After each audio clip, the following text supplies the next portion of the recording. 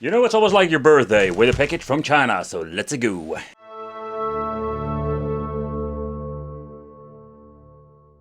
Okay, so when it comes to these game boxes, super consoles, arcade box, how you want to call these things, we're going to get all kinds of variations, wireless controllers, wired controls, even with weird Super Nintendo controls. So the controllers they're going to get mostly are pretty damn awful, and to be honest, I don't get it.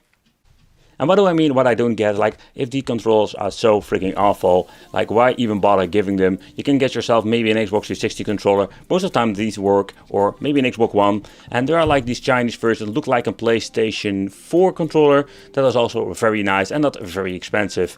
But it gives the people an option, because these things are freaking awful.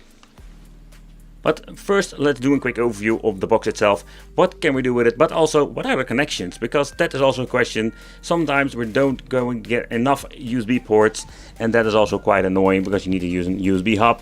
So here we're going to get two USB ports. Here we're going to get the CF card or the SD card.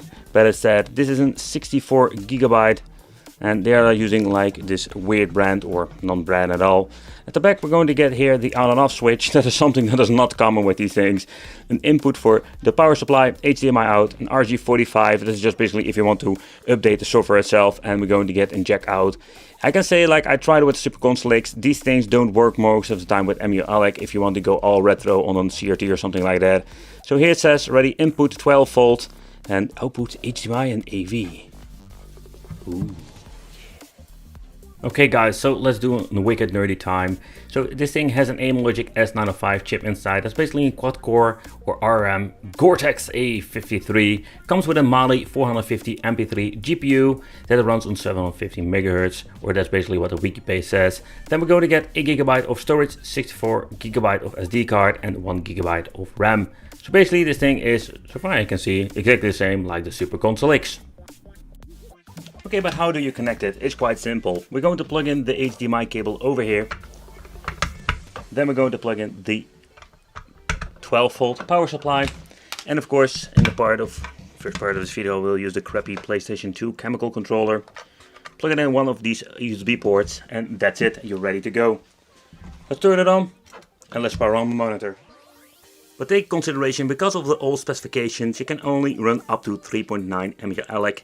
It's a little bit of a bummer because the newer edition of the firmware will give you so much more in return when it comes to compatibility with emulators and of course new features. So when booted up, this is what we're going to get. Just the basic menu like with the Super Console X. So Emulator, need to take consideration, this is just the software you can basically like download yourself, add yourself the emulators and the files that you need. So you can basically build it yourself, maybe cheaper.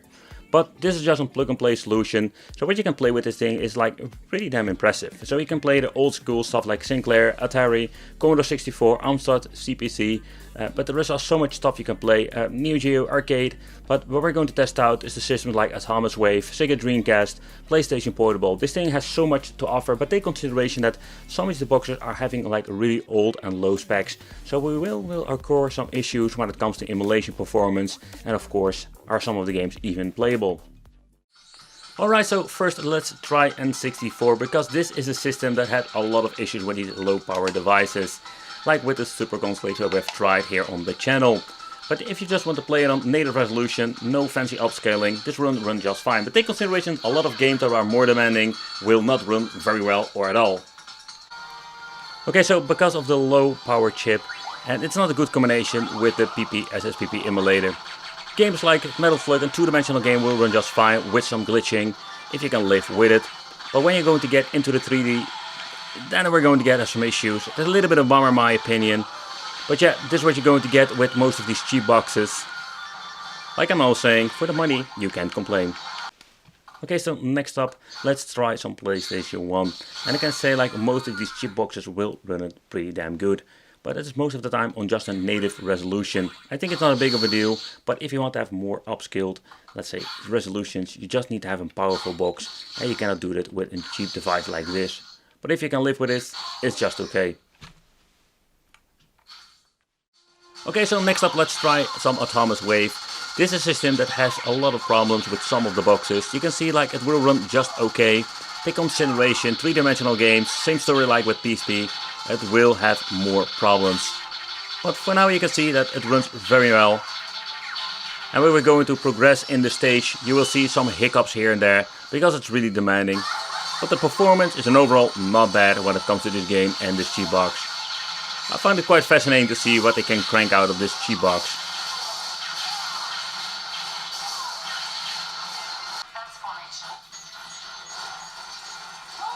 Okay, so when it comes to Sega Dreamcast, this is not running on the Redream emulator, and the reason I'm saying Redream, because Redream is personally like one of my favorite emulators, because the compatibility with a lot of games is just superb. But it is not possible with this 3.9 EMUALEC. Still, the performance and overall is not bad at all. You can see this game runs very well, and a lot of other games will too. But of course, we always have like hiccups, glitches, stuff like that. When you like just going to deep dive into the game library, or you're going to add yourself games to it. But if you're thinking just to have a device that can play just all the old school 8-bit 16-bit games, a cheap box like this is just more than enough. You don't need a really expensive one that costs like a couple of $100, or you're going to get yourself, let's say, an Nvidia Shield that costs around $250. You don't need it at all. You can just use a cheap box like this. A lot of these games run just fine. It is more like if you want to play more the later systems, then we're going to need a beefy specs and a very powerful box that costs a lot of money.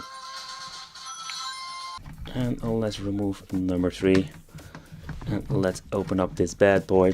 So the weird thing with these designs is like, there are some space between here, or like some cooling ventilation, but the weird thing is like, you're putting the console like this, so the heat cannot escape. So it's kind of weird thing what they're doing over there. Somehow I think my screw is not loose yet. Oh boy, oh boy, oh boy, oh boy. No it isn't, no it isn't. Red alert, it's not going great here. You can see the head has been clicked, so the screws have all been removed. I think we need to just be gentle with this. Just click it open. Yep, like that. I hope it didn't break anything. Nope. Oh. Phew.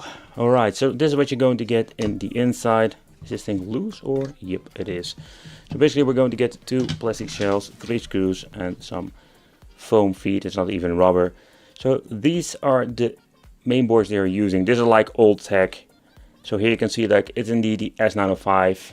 It's the old stuff that we have seen before. Look at the technology they are using, like the gigantic chips. You don't see them anymore like in later models. They did glue this sucker on, but it doesn't even matter. This is just this thing that we're going to get with the Super Console. So basically this is just a Super Console in a different form factor. You even remove a part of the sticker. I don't know if there's a date on here that basically says like when this thing has been made, or did I just miss it out already? No, not really. It doesn't even matter because these things are like prehistoric old. And here see like it has 1 GB of RAM and 8 M8G. So I'm guessing this is something around 8 GB of internal storage. So yeah, that's what you're going to get with these things. Old stuff slapped in a box. Then we're going to get here the Wi-Fi antenna. It's old school, man. It's really old school.